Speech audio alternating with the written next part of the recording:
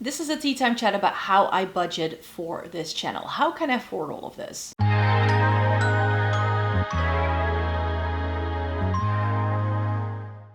Welcome to everybody watching today. Thank you so very much for joining me.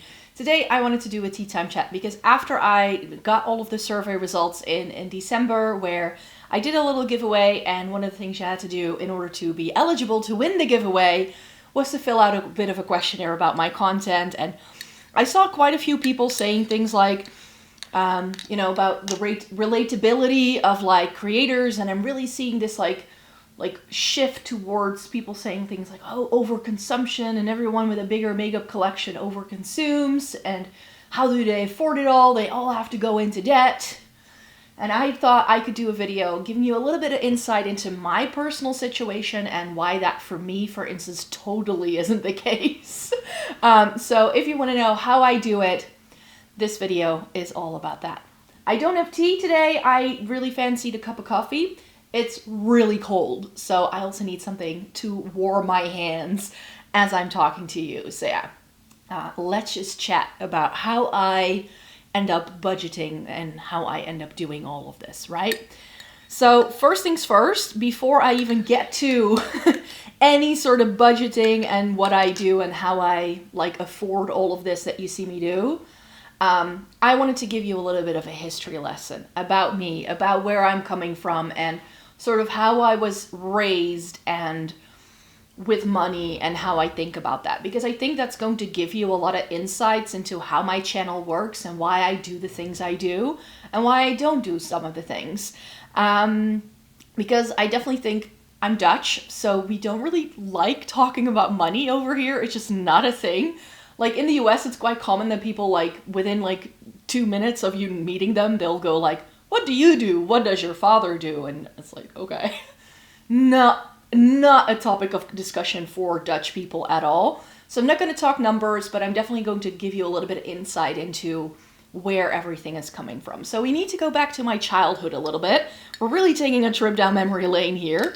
But I grew up in I wouldn't want to call us poor necessarily, but not a very affluent household. So my dad was a truck driver when I grew up, and then he retrained to become a mechanic later on. And my mom was a stay-at-home mom for most of my childhood. So it was one income, and I definitely noticed already when I was a kid that there were other families in our neighborhood or in my class who were able to do more things than we were. Do I feel I had a bad childhood? Not at all. I had a great childhood, so don't worry about me at all. But there wasn't always money in my household for things we may wanted to do. Like we couldn't go on vacation as often as a lot of people around us did.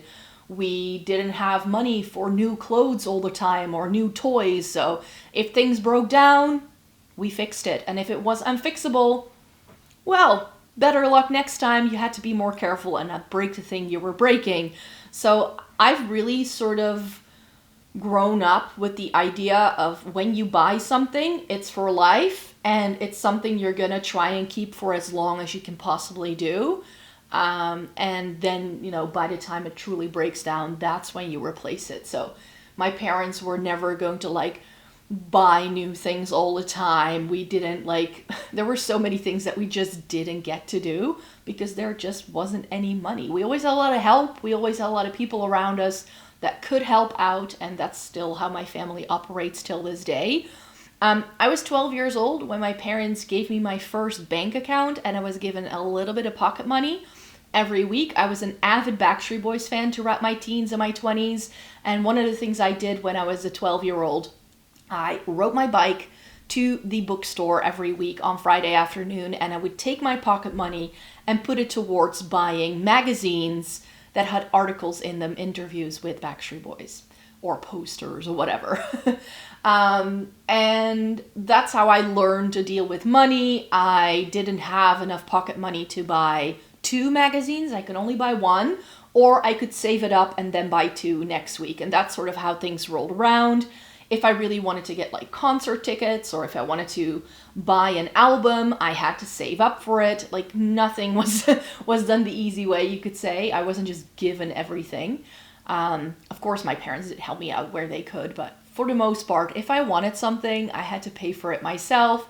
And that was reiterated when I was in my like later teens. When I was 15, I got my first job working at a library. I did that job for 5 years.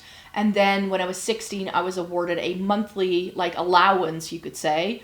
In Dutch, we call it clothing money. And from that moment onwards, I had to buy all of my own clothing. I think my mom did buy like a winter coat or something for me at some time, but pretty much from the age of 16 onwards, I had to take care of my own clothing. And then when I turned 18, I actually already moved out because I went to uni. So I signed my first rent, like lease for my place when I was barely 18. I think I had turned 18 a week before.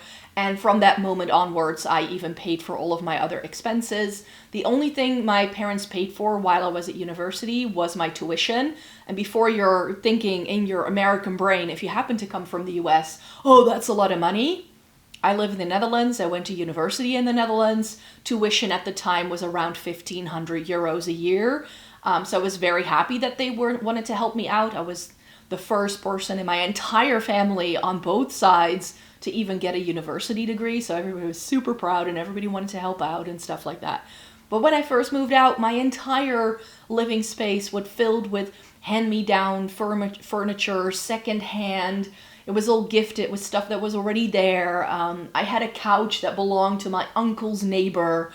Like, everybody came together to make sure I had a furnished room when I went to college, you could say. Because these things don't come furnished here. And then I pretty much started paying my own way. I had my job at the library. I had a student grant with a little bit of a student loan, which is important later on in the story. But from that moment onwards, I was doing my own groceries. I was paying for my own insurance, everything. I had a little bit of money left each month for like fun spending. But I was only ever like, I could only ever buy clothes if they were on sale. So I wasn't like doing a load of shopping for most of my 20s at all. And a lot of the clothing that I did buy was very much like fast fashion and not like the best quality. So in case you don't know about me, but I studied English and then I got a teaching degree. So I've been an English teacher for most of my career. And I then, like for the degree, I first did a bachelor's and then I did a master's and then I did a master's in teaching. So that was sort of what I did over like the first main sort of era of me going there. And during my bachelor's, I actually went abroad. And this is important because that's why I had to quit my job at the library. So for about a year, that year that I went abroad is the only year in my entire career where I've never been employed because I wasn't allowed to work on a student visa in the US. It's how I ended up with this accent, by the way. Just spend 6 months on a US college and you come back sounding like this. That was like 20 years ago though, so I now feel very old. But yeah, I did need extra money, so I was able to put in some extra hours at my library job before I had to quit that in the fall time before I left to go to college in the US. And I then had to up my student loans because that was the only way I could get enough money to be able to live there, because you needed to have a certain amount of money in your savings account to just have that money, else you wouldn't get your visa. That was one of the requirements that was made. So therefore I had to make sure I had all the money I could get in order to be able to do that. I had the time of my life. It was very well worth it. And it really taught me a lot about myself. I lived somewhere on the other side of the world where I knew no one else and there was nobody else there. So that in terms of like gaining your independence as a young person, I think is one of the most valuable experiences I ever had. And then already while I was at school, I knew that I wanted to either go into journalism or into teaching. So during my master's, I spent some time trying out teaching as well as journalism. I did an internship for journalism and I already worked as a teacher. Actually, right now, January 2026 is my 20th anniversary as a teacher because that was when I started teaching already. Like I wanted to try, and teaching that one came out on top. And so I did a teaching degree, already worked during my teaching degree rather than doing internships and placements, because it was like, if I can already make a bit of money, then I might as well. And then after 2 years at a secondary school, I switched to I switched to higher education because I felt like secondary school wasn't quite me. It wasn't the best fit, you could say. So I switched to higher education, and then around that time, they announced that there were going to be these teaching grants, so that if you wanted to go back to school, if you were already teaching, that you could, with permission of your employer, you could sign up and you could be approved for a grant, so the government would pay your tuition. And I think they would pay your employer for like a certain amount of hours that you wouldn't be able to work because you were doing the degree. So I requested that and they approved it, and then I was approved for the grant. So I did a communications degree. Then I did a research master in communications, which is why I can now work at a communications degree, you could say.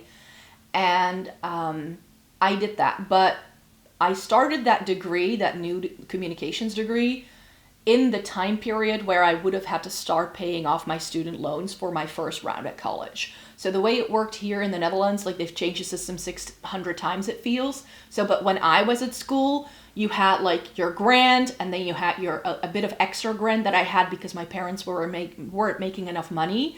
And then if I graduated on time, that money would be turned into a gift and I wouldn't have to pay it back, and else it would have been turned into student loans. And then there were student loans. So I had a little bit taken out, but because I was quite young when I started college, like I said, I was barely 18. When I would have finished for my master's degree, I would have been even younger than most people do. And I knew I wanted to go into teaching, and I didn't want to be like a 20-year-old teaching 18-year-olds. I just didn't feel it. So I actually took out an extra year on my master's degree, which I financed using student loans. And so I knew once that was done, like there was quite a bit of loans like towards my name. And I was like, that doesn't sit well with me. And then I found out that if you have to like, one step back, Mike, I need to explain this properly. So the way it works is that you have your degree, you have your student loans for that degree, and then you need to start paying back the loans after 2 years. So you're sort of giving a 2-year grace period here in the Netherlands, at least at the time you did, for finding a job and making sure you're financially secure enough that you can actually start paying it back. But within those 2 years, I went back to school. And so the way it worked then is that I was able to put my student loan payments on hold for the duration of the degree. I didn't have to pay them back yet because I had started a new degree. But rather than just sitting on my hands and just waiting for the payments to come in, I decided to use the 3 years that I did that degree to try and pay off as much as I could. My living expenses at the time weren't as high as they are now, and I was already working 4 days a week. So I was like, might as well try to pay off as much as I could. So I paid off about a third to almost half. Like the interest was the thing that killed me, because at the time interest was like close to 5%. But I couldn't see myself, like I knew roughly, I could find on the website what my monthly payments would have been if I hadn't made any sort of payments towards it before I had to start paying it back. And I was like, that's going to take a big chunk out of my monthly paycheck. So I decided to just try to get rid of it as much as I could in those 3 years, so that whatever I had to pay back for the next like 15 years to come would be okay. And in hindsight, that has been the smartest financial decision I ever took.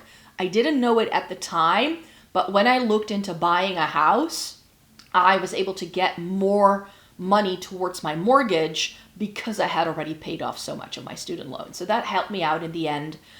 So that's pretty much how my life went. I worked my job, I got a permanent contract, was able to buy a house right before the housing crisis started, and things still being quite affordable, like quite reasonable. I was still able to underbid on this house that I now live in. That was 8 years ago. I moved in 2017. And then a couple of years ago, I wanted to refurbish my kitchen and bathroom. So I wanted to do a bit of a renovation. And then the bank was like, oh yeah, but you can just take out a loan for it. I was like, oh wait, I can just up my, yeah, your house is worth so much more. I hadn't even thought of it. So I could use the fact that my house is worth almost twice as much as what I paid for it to reopen my mortgage and remortgage the house. And at the time, interest rates were even lower than when I had first bought the house. So I was able to pin down like pretty much my entire mortgage for like the entire runtime. So that's been really, really helpful in trying to keep like costs very manageable. And as I mentioned, like I've been a teacher since since 2006. So I have my career. I've been building on that. I've been working on that. I've had a steady income for most of my life. And it was around my 40th birthday where I really started to feel like, you know what? I'm really happy. Like if you'd have told me as an 18-year-old that I would have like bought a house and I would have paid off most of my loan and I would have, like, if you'd have told me that as an 18-year-old, I would have probably laughed at your face because I would not have been able to believe that. But I started to feel like, wow, you know, like I've got it sorted. Like it's all like working out. I'm pretty comfortable. Am I rich? No. But I definitely am doing pretty well, you could say. You know, I have my career. I have the things that I love doing outside of doing YouTube. And I started doing this because I wanted to have a creative outlet. So in 2010, that's when I started my blog. I just wanted to write about things.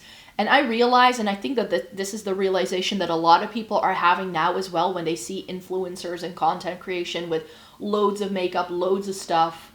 I think that a lot of people see that, and I had that myself as like a very small creator who was like just blogging for the sake of it. And I saw all these creators, and this was like the first wave of like bloggers who were given like free PR by brands and who were first making like true money with it, where it was really sort of seen as a career that you could do, like that first wave.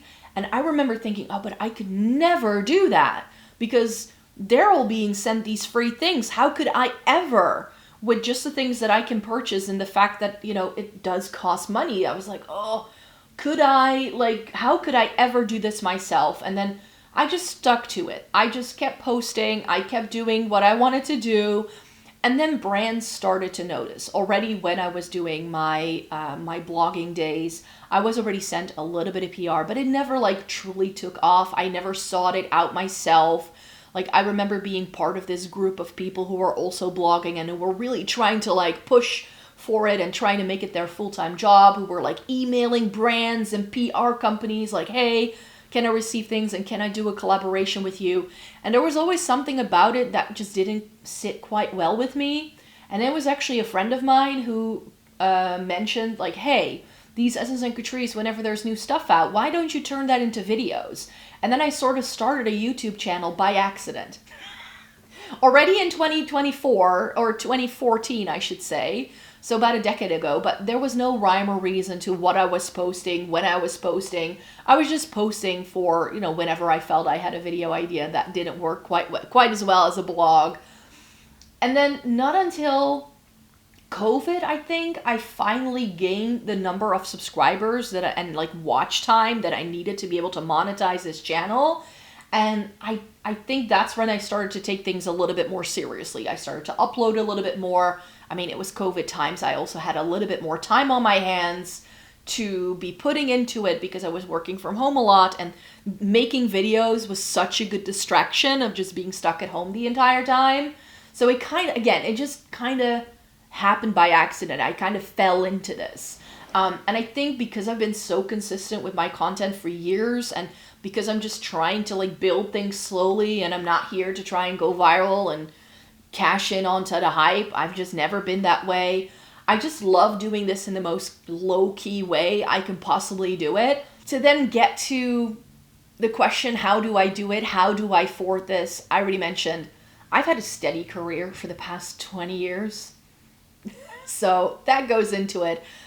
I have a house that I managed to buy at a very convenient time. So I don't have massive living expenses like some other people might have. And I'm able to make a bit of money with this channel, which I can put towards expenses. So the way it works in my brain is that every month I have a bit of a look at what I'm going to be making in AdSense. Because the way it works is that, for instance, the AdSense I'm making this month in January is going to be paid to me in February. And the payment of the AdSense sort of coincides with when my credit card renews. So I do have a credit card, but which I do use to make online purchases, but mainly because it protects my purchase and not because I use it as a credit card, because I have my credit card through my bank and it's just paid off every month. I just pay the whole thing in full. Whatever is put on that card gets deducted from my wages every month. So that's why I'm not in any sort of debt. I still have a teensy tiny bit of student loans left, but that's it. And then I have a mortgage, but I have no debt. I have no other things that I'm doing. Like, I'm not, like, whatever it is you see me do on this channel works for me. And that's something you need to realize. And I think that it's very easy to see my larger makeup collection, my very full wardrobe that I keep decluttering things from because it's not working for me, and a very full bookcase, and think that, oh, that must have cost so much money, which it probably did over time. She must have so much debt. But what you're not realizing is that I've been doing this for a very long time. Those bookcases, the books in them, I've been buying those for 25 years. Ever since I've been, like, studying, like, the top 3 shelves of my bookshelves, those are all books I bought when I was a student. I needed those for my degree. I just still have them. Same for my clothes. The amount of times that I go through my wardrobe when I'm decluttering, where I go like, oh yeah, I bought this in like 2009. Like, some of the items in my wardrobe have been in there for more than a decade. I buy things to make them last. And do I add things to it? And do I then sometimes have to declutter things? Either because they don't fit me, or because they're broken, or because it wasn't quite right. I definitely go through phases with things. Yes.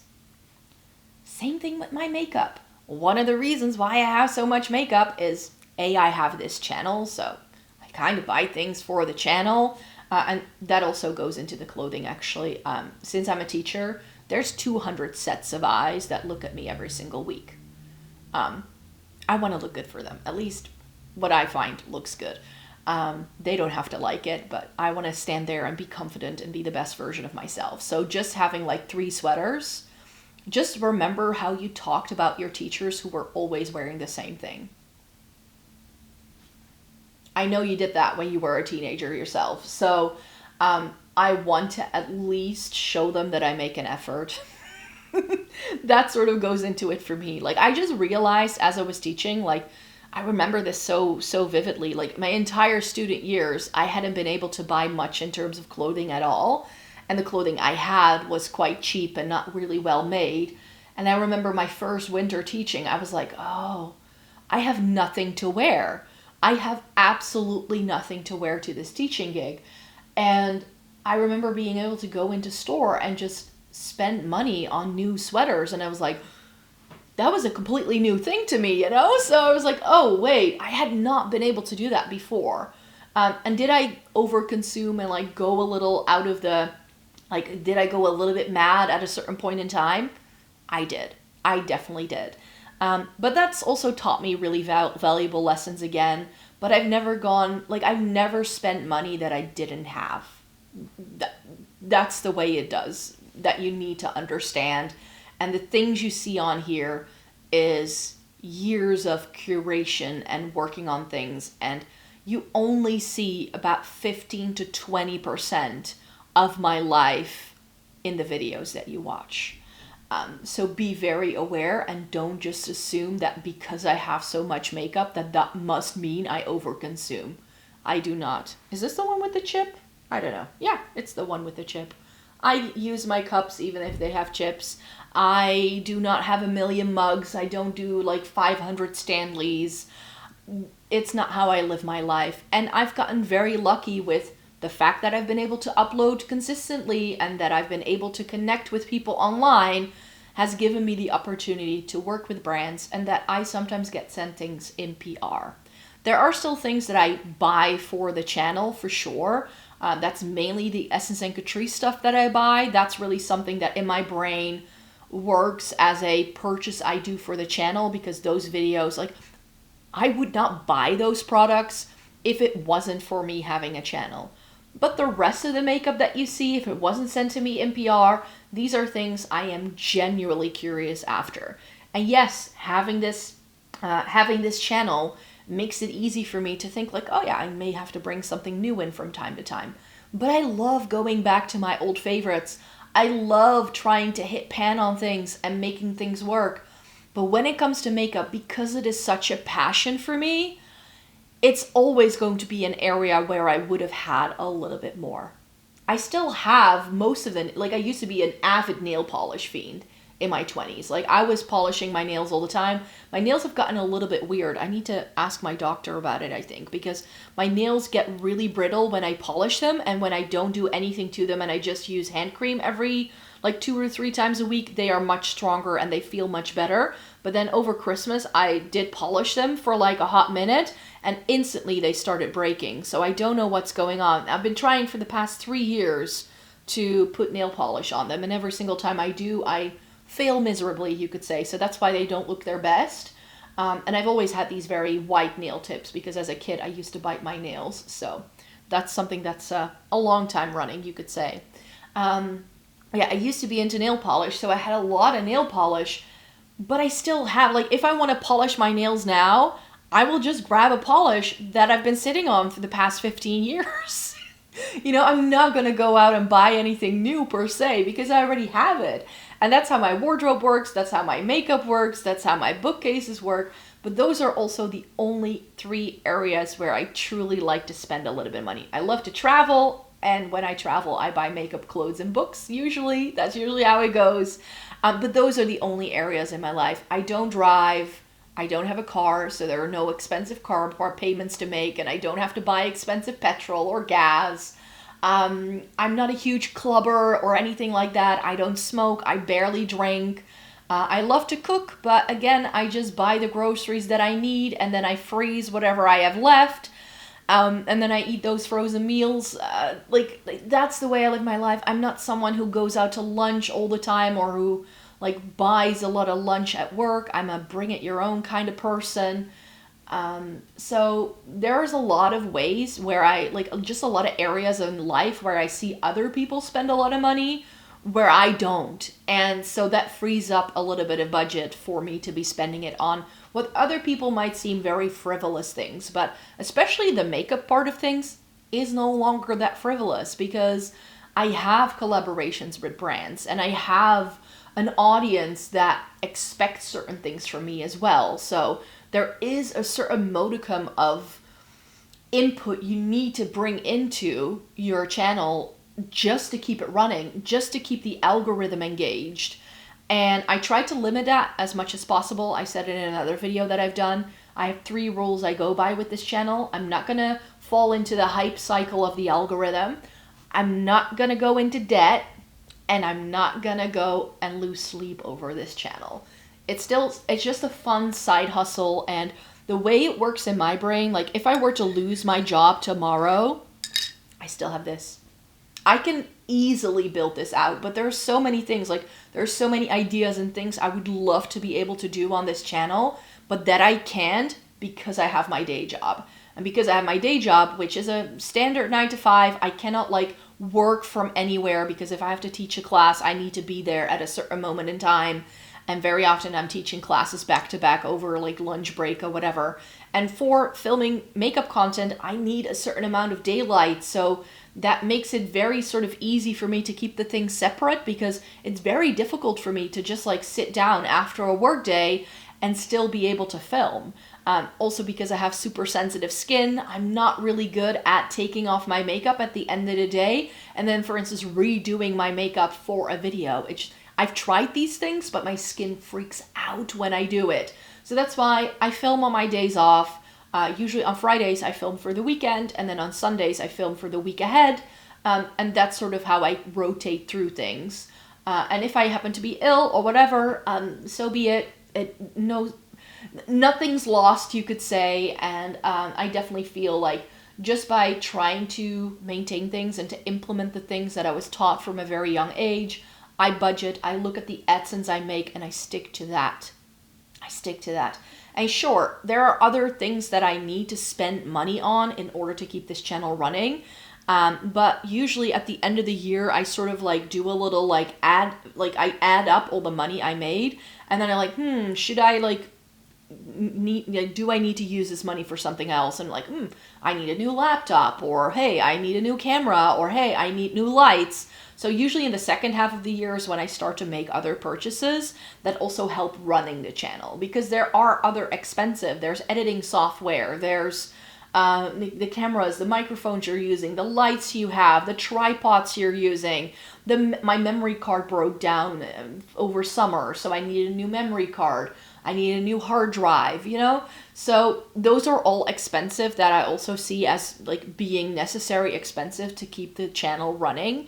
And then the makeup is there for fun. And truly, when it comes to like the makeup I buy, yes, there is a lot of it, but not all of it is paid for with my own paycheck.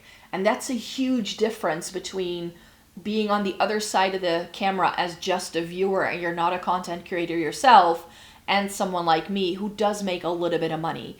It's not a lot, it's not enough to replace my job, but it's enough for me to be able to keep this channel running and to make certain purchases towards the channel.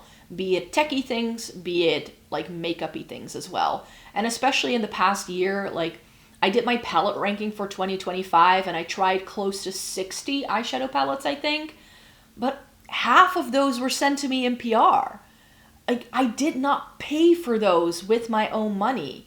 Those were sent to me either by MONOLITH or YESSTYLE, because those are the two true like affiliations that I have. I have codes with them, and if you use that code, I make a little bit of money in return, and that is again money I can use to make certain purchases. So that's how it sort of rotates around, especially on YESSTYLE. Like they actually encourage you to use the commission you make on your orders, because if I use commission, I get an additional discount. So that's why it sometimes just makes sense for me to be making certain purchases, because I can, like, especially on YESSTYLE, the money expires, you could say, so your commission doesn't, like, you cannot keep it indefinitely in there. I think it's like every 3 months or every 6 months or so, and then you like lose the commission money you've made.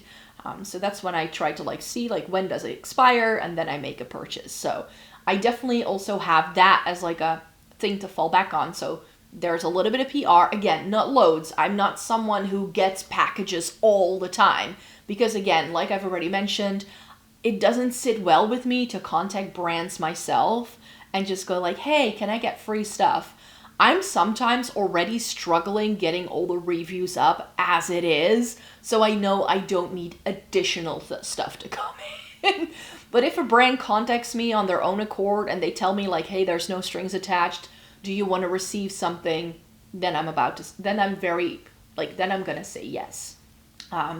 And that's the way it works with MONOLITH. That's the way it works with some other brands. Like I have a really, it's not here yet, so I don't want to be too wowed about it because I don't know how it's gonna go yet.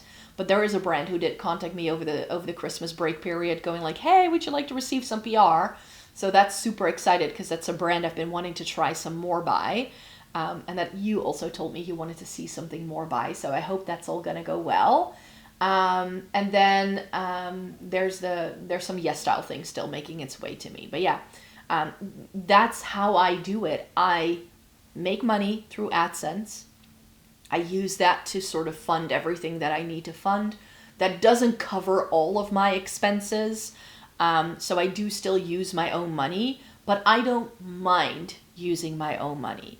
But the amount of money that I need to take out of my paycheck every month to be using like for makeup purchases has gotten a lot smaller over time, because I'm doing this. Because you're using my code, because you watch my videos. I'm not even doing, like, I'm not talking about sponsorships or anything like that here, because again, I've only done 1 or 2 sponsorships in my entire online career, and it just, I didn't like it very much doing that sort of thing. So again, it's not something I seek out. And because I'm not seeking it out, I'm not making as much money, and I'm not doing as well with this channel as I could have. But I sort of do keep this, like, this is sort of my rainy day option as well. Like, if everything falls apart, I still have this. So for me, this is also something that I can fall back on almost, because like this has happened actually to my uncle. He's been let go from his job, but because he was also already doing his own thing, working for himself as a freelancer. And this would then be my freelance gig. You know, you can still sort of make it happen. And if I can build upon this, if I suddenly have the amount of time that you have if you're a full-time content creator, there are so many things that are possible. But right now, I'm happy where I'm at. You know, I'm happy how this works, and know that part of that is how I was raised, but also the fact that I have a solid career that I've been building on, that I don't show on here whatsoever. You don't get to see any of it because I have been money savvy throughout my life myself, and I've never lived beyond my means. That's also been something that works into it. And because I've just taken some choices, and I've also gotten lucky, you could say, with some of the other elements like my homing situation and everything else. But yeah, this helps. Being online and making a little bit of money helps me to keep this thing going as well, and to be able to make certain purchases that I wouldn't likely make otherwise. For instance, when I went shopping for some makeup over Black Friday, yes, I got some things, more things than perhaps the average person would, but I know that's going to work well in reviews. I know that having a couple of more MAC lipsticks, if I want to do a MAC lipstick video sometime this year, that's going to add value to my videos. Do I see that as an expense that I do as part of this channel? Not at all. But know that I wouldn't spend the money if I didn't have that money. And that you cannot compare yourself to someone like me if you're not also making a little bit of money. And that has nothing to do with overconsumption or like not being relatable or not trying to brag about what you have. The only reason why I have a larger makeup collection is because I've been doing this for such a long time. I mean, we all know I have these super old palettes still in my possession. Why? Because I still love them.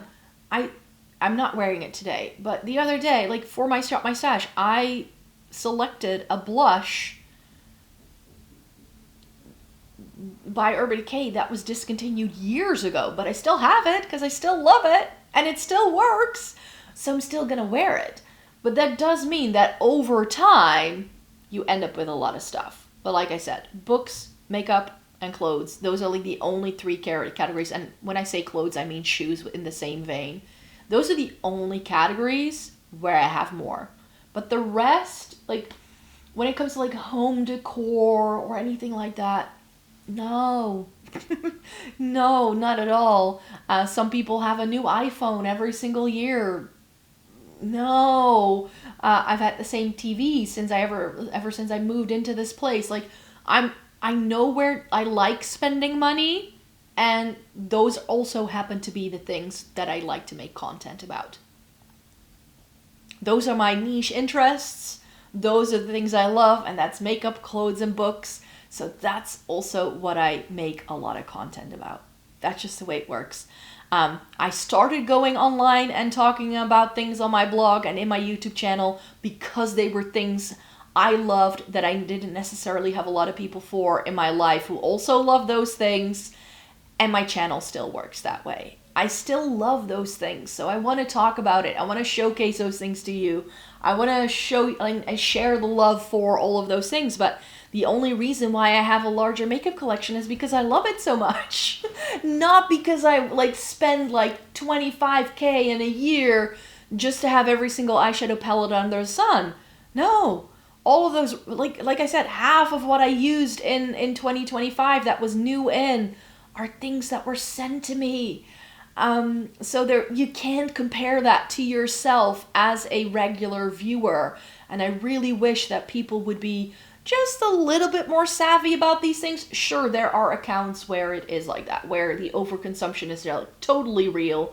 I remember I stopped following a creator, this was years ago, but I stopped following someone because they were decluttering the Urban Decay Naked 3 and saying, yeah, I can declutter it anyway because I know I can just request it in PR. And then I was like, what?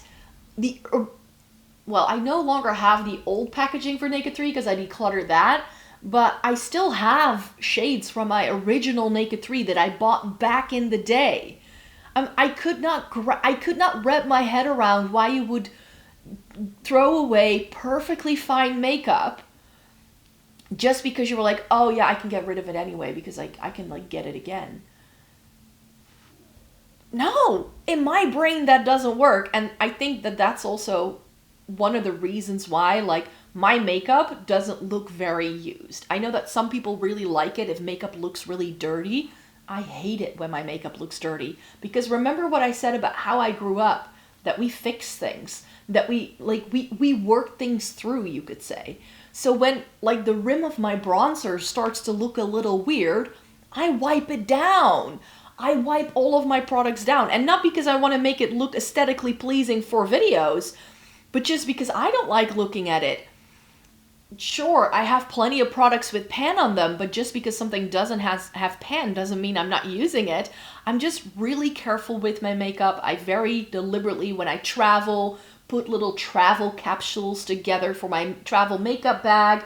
There are certain products, like something like an Urban Decay palette. I know so many people, like there were all these videos, like, yeah, I took this traveling and it cracked. There are certain items in my makeup collection I would never do this to. I would never travel with my super precious eyeshadow palette that I love to the moon and back. For a very long time, I know we're really going down memory lane here, but when the Urban Decay Naked 3 had just released, and it was my favorite palette I had in my collection, I had the MUA Elysium palette as a backup because that was a dupe for the Naked 3. It's still around. The MUA Elysium is still on Notino. I know that much. But it was a perfect dupe for Urban Decay Naked 3. Guess what I used to travel with? The MUA Elysium palette, because I could not get myself to travel with my oh so precious Naked 3 palette. And that's one of the reasons why a lot of my makeup, even if it's years old, doesn't look used. Because especially when I first started doing makeup, I was afraid to use things up because I knew how expensive it was. I knew how much money these items cost because A, I was paying for it all with my own money, but also because I was taught that like things have value and you're trying to like use things for as long as possible.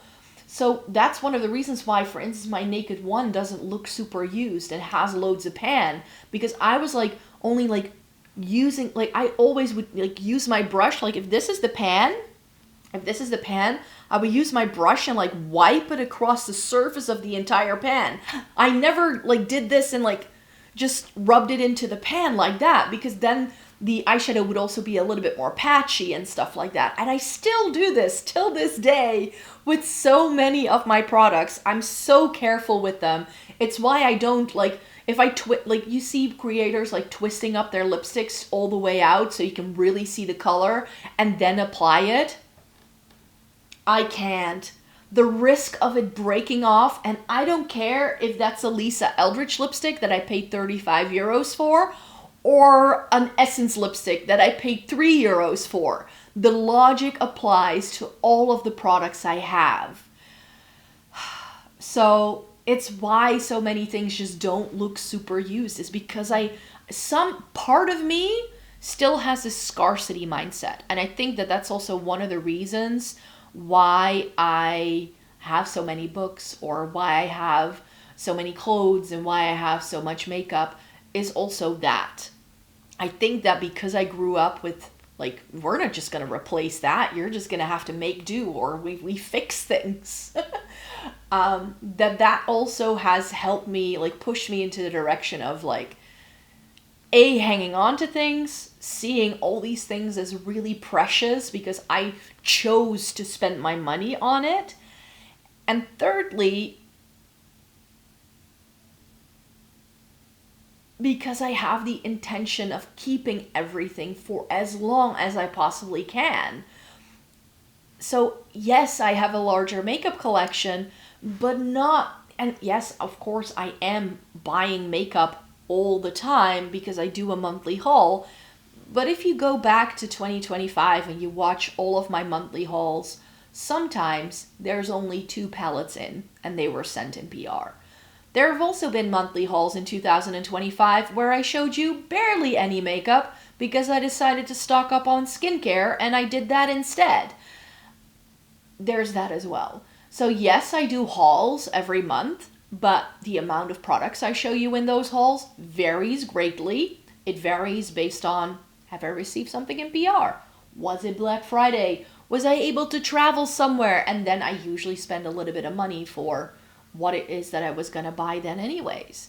So when it comes to makeup and like the purchasing I do, know that I'm not going into debt for it. That's been like when Samantha March said that about, that's why she started the Will I Buy It series, because she found herself just putting herself into the credit card debt trying to buy all of these new things. And I'm like, wait, what?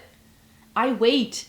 I budget. When I see something popping up in my new makeup releases video and I'm like, ooh, I really want that, I never buy it straight away. Like any of the purchases that I do personally, if it's not sent to me in PR or anything like that, I think about it. I look at the AdSense that's coming in and go like, do I have the money to make this purchase right now?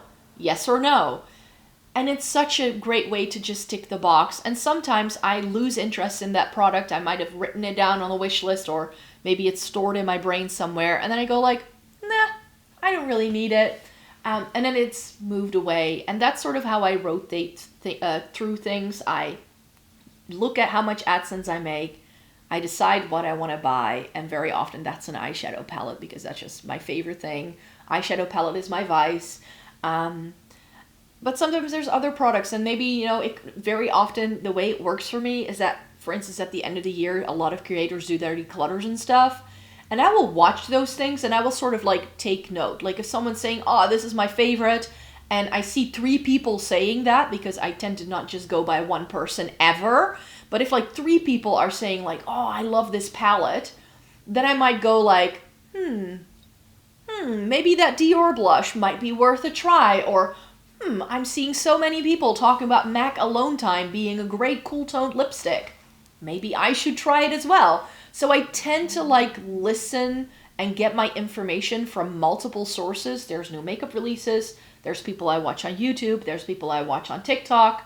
And I sort of like listen and hear around and then I go like, okay, do I have budget for it this month? And if the answer is no, because the item is too expensive, or maybe I know like, oh yeah, Essence and Catrice are going to have new things, I know I need to leave some like budget for that, then I'm going to put off on it.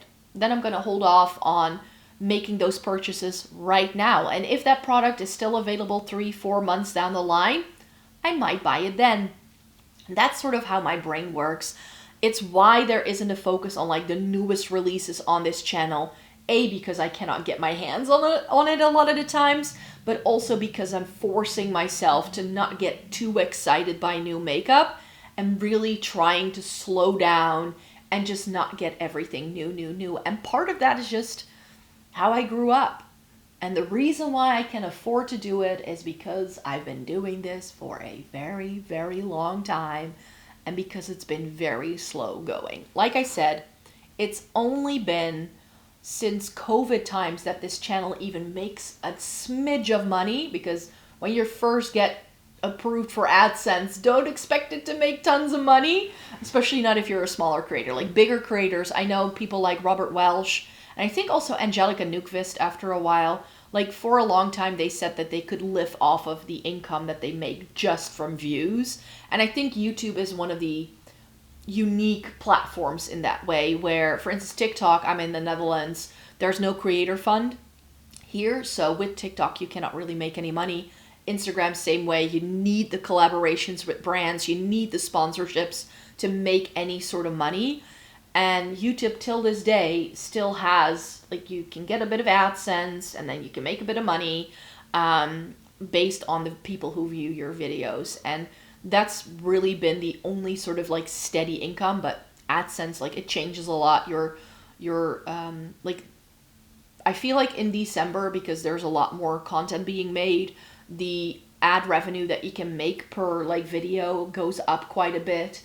But then in summer it plummets down, so it's very much up and down. There's no rhyme or reason to how much, like there's no way to predict at the start of the month how much money you're gonna make. There just isn't.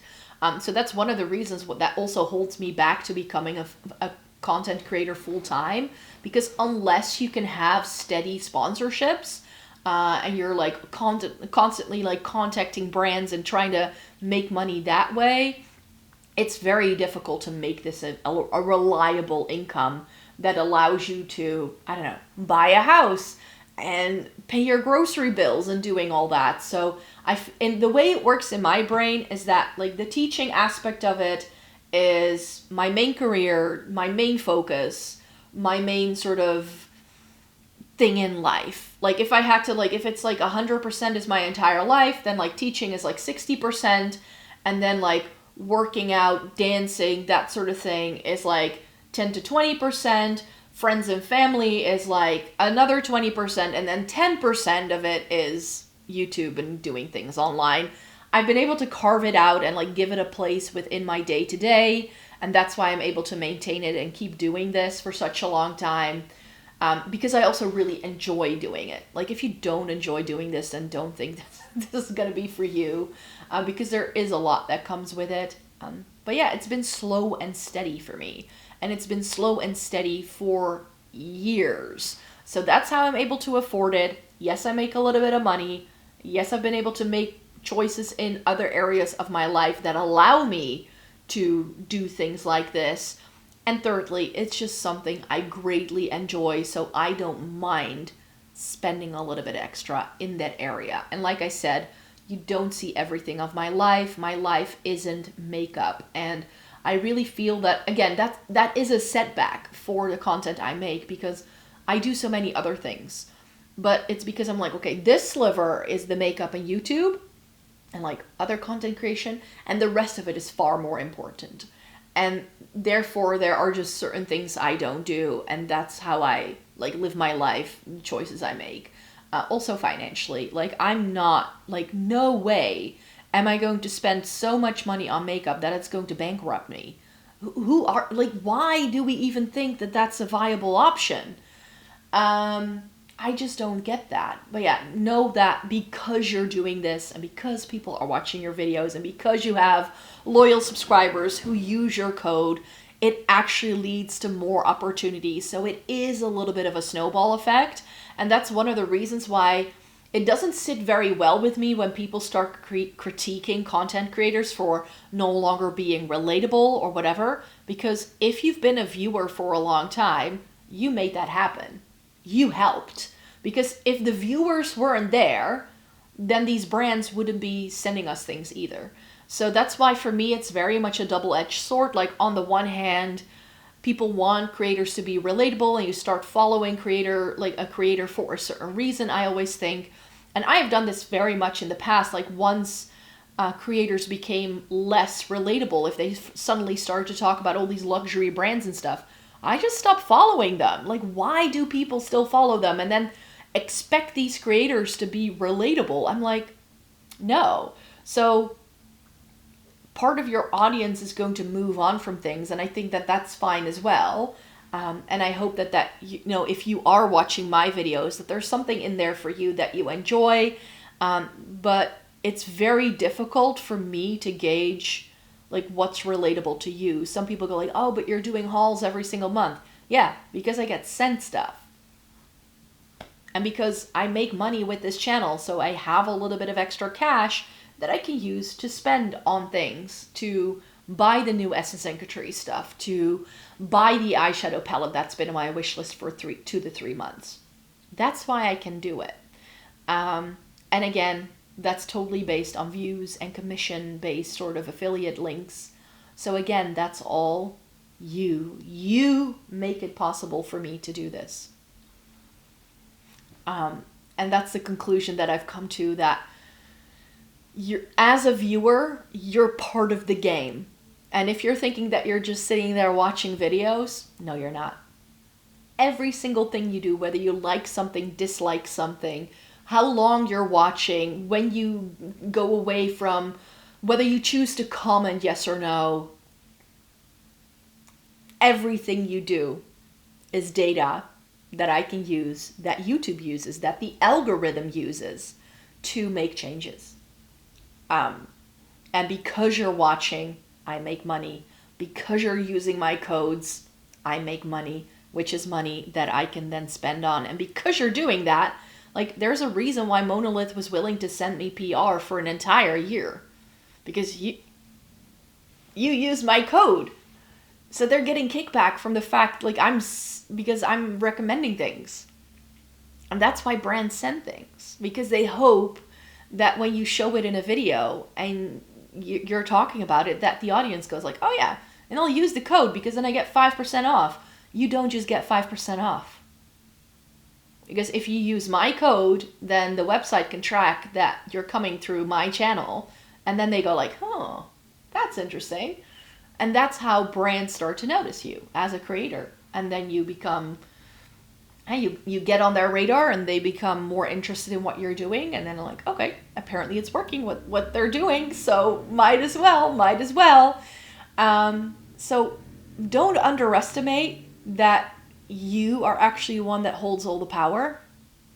I think that if everyone who watches a creator that they think becomes unrelatable and everybody cold turkey stops watching that creator, this game of like overconsumption and I'm just being pushed codes and it's all marketing, it wouldn't have happened. If it didn't work, it wouldn't happen. And like I said, I've made a choice for myself to only partly participate in that. I'm happy to receive some AdSense. I'm happy to receive some things based on commission rates. But that's about as far as I go. I'm not going to be sitting here and like just collaborate with a brand for the sake of collaborating a brand. If I want to, I could. You should see my inbox. The amount of emails I get from people. There's two things that run over my inbox from time to time, and maybe you see the comments popping up as well. People who say they can help you improve your YouTube because you're not ranking. You always rank. Maybe not the highest, but I'm not here in the game to play the algorithm and to be the next viral video. It's just, I have no interest in it. Those are like too many. And secondly, I get a lot of like requests for collaborations. Like, hey, do you want to promote this? Do you want to promote this product or that? And then it's always something, like they always start the email with like, hey, and this is why I'm so happy that I started an account that doesn't have my first name in it. Because a lot of brands will just use your channel name. So I get an email saying, hey, Floating in Dreams. I know that they've done their research by just reading the about section actually of my YouTube channel, because that's the only thing they really need to do. If the email starts with, hi, Micah. I know they've gone the extra mile when it's addressed to me and not my channel name. And then it will be something completely random. Something I would never, like it doesn't even go with what my channel is about, but they all start the email with like, we love your channel and we love what you do and we think you're such a great fit. No, I'm not. No, I'm not. Yeah, I could have made loads of money if I'd have said yes to all of those things, but I also know I would alienate my core audience if I did. Like if I all of a sudden try to sell you hair tools, even though this is natural, like all I did is brush my hair. I don't like, it would be very, very obvious. Like hair tools, contact lenses. What else is a thing that's being peddled? False lashes. For a while there, all I got was false lashes. I don't wear false lashes. So if you want to, you can certainly make a lot of money with this game. If you're willing to just be like the person that tells everybody like, hey, you can buy this. That's never been my aim with this channel, and I'm trying really hard to stay away from it. But as I've mentioned many times in the past, having a YouTube channel and the way the algorithm works, even regardless of you as a viewer, as an individual, you have to talk about new things because that's what the algorithm pushes. I know a lot of people say, oh, I want you to do Project Pan, and I want you to do BYOP, and I want you to do... I can do it if I'm willing to have my views tank. And that's actually one of the things that what I mean with like not like running behind the algorithm. I don't want to Like, I don't have to go viral. I don't have to do all the things just to be the biggest YouTuber. I really don't care. But I do need to do enough of it for YouTube to actually still push my videos. And the minute there are too many videos on your channel that don't do well enough, that don't like hit the average view count mark, I think within 48 hours of you posting the video, it needs to like sort of reach the same level of what you usually get. Else your subscriber numbers start going down and YouTube actively stops recommending your videos. So I cannot just do whatever as well. So there needs to be balance between the new stuff, the old stuff, and as I've mentioned many times, that's why I try to keep an even ground, but that's why it doesn't make a lot of sense to do a lot of the things that people sometimes want to see. Because it's not something that people search for. It's not SEO friendly. If you don't know what SEO is, that's how a lot of algorithms work. You can feed the algorithm by using key terms. It's a whole thing. So they are just things that aren't being picked up because people don't search for it. And if I have the new Catrice stuff in, that's something that people put into the search bar, either on Google, either on YouTube itself. People search for new Catrice makeup all the time. Lipstick videos do really well for that reason, because people want to know what lipsticks look like on people. Because it's very difficult to tell from an online swatch what a lipstick might look like, or any sort of makeup, right? So those are things that are searchable. Those are things that are easy to find. And that's sort of like, there needs to be balance between like product reviews and things I'm showcasing and like telling you all about, and like these new makeup releases and stuff like that. But at the same time, I also just want to have fun and just share my love of makeup with you. And that's always been my aim. I started a blog over 15 years ago at this point, just so I could chat with people who had a similar interest to mine. Because all of my friends in real life don't have that same, like some people in my survey were asking for like, show us like your mom's makeup bag. My mom doesn't wear makeup. She's worn the same green eyeshadow since she was 15. Well, not the same, but she does buy like new eyeshadow, but she runs out of it. She just buys that one green shade of green. She doesn't do anything else. And none of my other friends do anything makeup wise. None of them. Also, I have a lot of male friends, so that they really don't, like, they're into personal care for sure, but they're not into makeup at all. And my best friend is legally blind in one eye, so she can't do makeup either. She's tried. She's made a very valiant effort trying to do her makeup from time to time, but it's just, she can't see. So that makes it very difficult to do your makeup. So it's not that she doesn't want to, it's just something that she can't really do. So yeah, there's that. So there's very few people in my life that have those same interests. And that's where my interest in blogging came from. I wanted to have a creative outlet, something I could just like do after work. I loved writing. It's why I wanted to go into journalism, actually. That was my favorite thing about being in college. Being at university was writing papers. I loved writing essays. That was like my favorite thing. And I missed writing, and I missed, like, there were so many aspects that I couldn't do as a teacher. So that's where this whole thing came from. And till this day, that's like the root of what I'm trying to do, is not to sell you product, but just to share my love for things I do, and to share with you what I'm trying and what worked for me and what didn't. Shop my stashes mainly. And palette reviews as well. And then like give recommendations based on the things that I have tried, which since I've been doing this for more than 50 years and I've tried much more than the average person because of my passion for it, you cannot compare. If you're just a casual viewer and you're just a casual makeup user with a makeup bag, you cannot compare your makeup experience to that of my own, or someone like Megan Turner. Like, that's her name, right? Megan Turner. Or am I confusing her with someone else? The lady who has like everything. Like, she comes up on my TikTok again.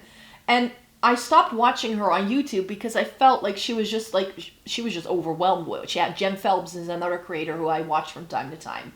But I feel like with their channels very often, I only saw products when, like, they would do a product review and they would do a look with it, and then it was in their declutters. And I never saw the makeup again. And for me, I want to do these videos where I share with you, like, my top 10 blush or my top 10 foundations for cool toned skin or whatever it is that I like to do, because I love talking about the products I love. And I want them to make regular appearances on this channel. And to not only have videos, and I know it would do so much better, like my channel would be getting so many more views if all the time I would be doing, this is the new Kiko limited edition, here's the new Catrice limited edition, here's the new Essence limited edition. I could do so many videos every single month just with those 3 brands, because they're coming out with things all the time. There's already a new Kiko Valentine's Day collection being announced, right? And I'm sure it would be fun, but I also know for a fact that those things all end up in the declutter pile, because very often these limited edition releases aren't as good as the regular ranges, in my experience. Again, I used to do regular reviews with Essence and Catrice limited edition stuff, with Kiko limited edition stuff, but over time, I have found out that those products are never worth it in the long term. They are not the products I keep in my makeup collection until the end of time. They are not the things that make it through and really, really are my focal point. I buy something from their regular range and lo behold, it becomes my favorite lipstick, it becomes my favorite foundation of the year. Whatever it is they do, if they get it right, it's always in the regular ranges. MAC is a similar thing. MAC has a beautiful standard range of products that is available year-round. You do not need the new spring collection. If they're doing a Lunar New Year collection, Charlotte Tilbury is just as bad. You don't need it. None of the limited edition stuff you ever, ever, ever are going to need. And I definitely think, like I said, you cannot really see that unless you personally have tried all of these things as well. And I'm a small fish in the sea. I've not tried all the makeup out there at all, but I can tell when something is truly innovative, when something is truly something differently that I've never tried before. From the way I can tell by now, I've gotten to the point where I can open up an eyeshadow palette, swatch it, and just from how it feels, I can tell what formula I'm getting. I can, almost 95% of the time, I can gauge what it will do on my eyes before I've ever applied it. I know whether it's going to have fallout, I know whether it's going to last on my lids, or whether I need to put any extra effort into priming my lids. I know just from touching it. That's how much makeup I've tried. So there's this whole database of knowledge and experience. And am I a chemical beauty expert? No. But just based on user experience, and I know exactly what I like, I know what works with my skin, and if our values align, you could say, then I think that my channel can be valuable that way. But I also know very well what I can't do, what I can deliver. You shouldn't seek me out if you're looking for recommendations for oily skin, because I don't have oily skin. I can't help you there. But I still hope that if you do have oily skin, that you can get something out of it, because I also know that if I try a foundation and it doesn't work for me because I have dry skin, that maybe, for instance, if it's too mattifying, maybe for your oily skin, it might work. I'm not saying it's for sure because I can't test it out. But yeah, it's just so much experience that I've had, and that I feel is almost invaluable. And that's just a wealth of knowledge that I've built up over the years of doing this. So again, if it comes to the question, how are you able to afford this? Because I've been at it for a very long time. That's how I've grown that collection. And because I'm able to get a little bit of money back from this. I'm getting to the point where I no longer have to pay anything out of pocket for my real paycheck to keep this thing running. And that was always my aim, that it doesn't cost me any extra money. But yeah, that's the truth for any content creator, especially if you're starting out. You will have to put money out of your own pocket into it first. You need to invest before you can sort of get anything out of it financially. And that's never been my aim. I've never been here to make money out of you. I've never been here to try and be the biggest creator and have the most money on the world. It's not my aim. It's never been my aim. It's not even my aim in life. Like I said, a couple of years ago, I was like, I'm actually quite okay. I'm happy with what I'm making and how things are going for me. So you don't have to worry about me. There's no way I'm going into debt trying to do this.